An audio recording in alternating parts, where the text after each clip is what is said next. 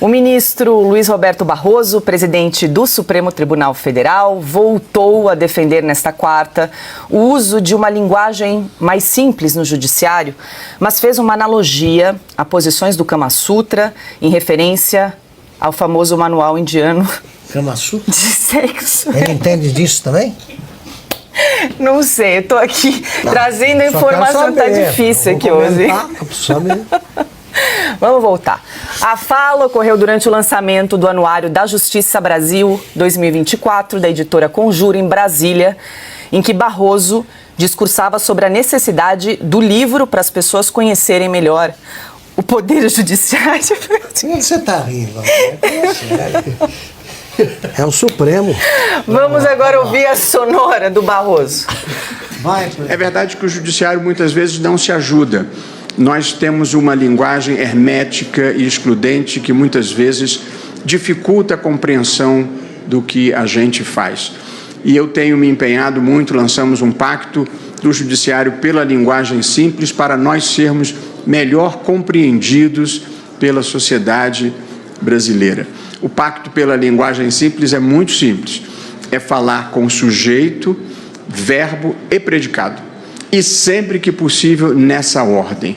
E não precisar utilizar palavras desnecessariamente complexas, nem se sentir mais inteligente por chamar recurso extraordinário de irresignação derradeira ou habeas corpus de remédio heróico.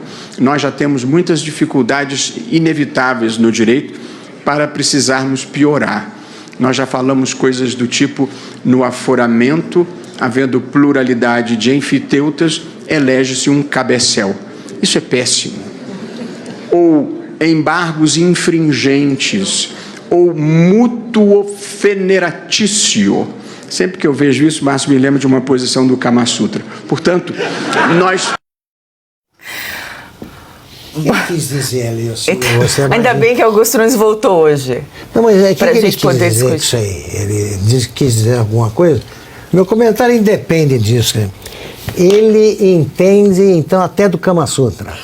Olha que lá tem posição para ninguém botar defeito. Ao gosto do freguês. E desenhadas. Ele sabe disso. Ele decorou, ele sabe. Tá. Encontrei, e tudo isso ele diz para facilitar a linguagem, para ser compreendido, ele fala em a pretória excelso, hermética, excludente, e sujeito, verbo e predicado, ele não quer mais que a Dilma fale. Que ele exige que é para falar, exige que se fale com sujeito, verbo e predicado. A Dilma nunca pronunciou uma frase com sujeito e predicado. Ou falta alguma coisa, ou falta outra, não tem nenhuma. Vamos lá. Esse cara é o que eu procurava há muito tempo para um programa de televisão que já existiu, chamava O Céu é o Limite, e que dava prêmios para quem respondia sobre determinado assunto. Então chegava um cara lá, por exemplo, se fosse hoje, o cara vai falar sobre o Roberto Carlos. Aí então, como ele chamava, Aurélio Campos, uma coisa assim, o apresentador dizia assim, qual foi a primeira música gravada pelo Roberto Carlos? O cara achou, pá, dava o nome. Tal música que o Roberto Carlos fez já foi composta em que ano e onde é que ele estava? O cara, pá. E o jeito, os caras iam ganhando dinheiro a cada resposta. E muita gente ganhou dinheiro.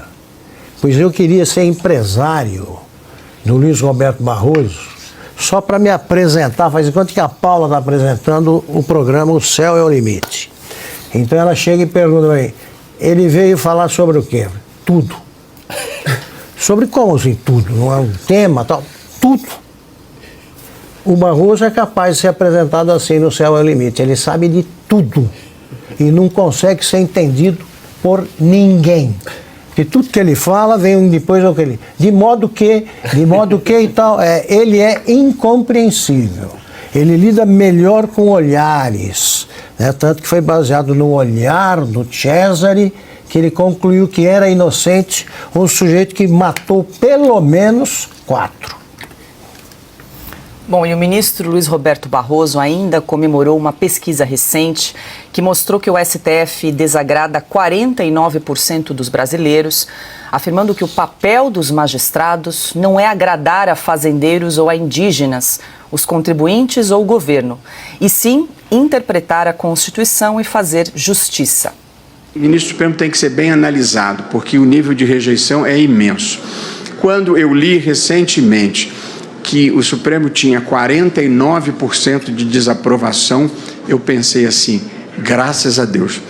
Achei bom demais, porque nós estamos desagradando ou fazendeiros ou comunidades indígenas, ou o contribuinte ou o governo. Não há salvação na atividade que nós desempenhamos.